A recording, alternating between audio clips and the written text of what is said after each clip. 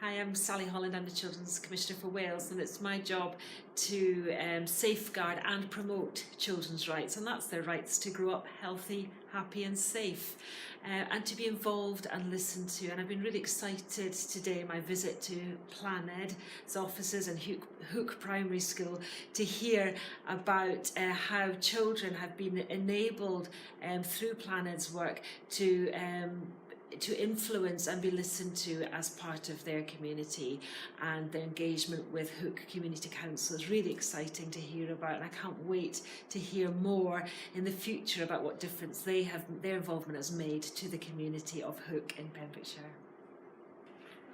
Mae Sally Holland ydw I, a fi yw'r Comisiynydd Plant Cymru, a fy swydd i yw i sicrhau, diogelu a hybu hawliau plant yng Nghymru, ac mae hawliau plant ydy popeth mae plant angen i dyfu yn iach, yn hapus ac yn ddiogel.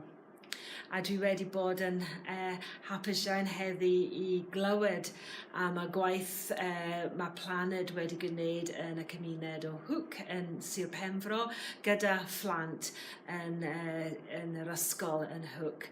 Maen nhw wedi cael y cyfle i dweud i ddweud am y cymuned ac i gweithio gyda'r cyngor cymuned i sicrhau bod y cymuned yn clywed am blant. A dwi'n edrych ymlaen i weld beth sy'n digwydd yn y dyfodol yn Hook gyda'r gwaith gyda'r Llaned.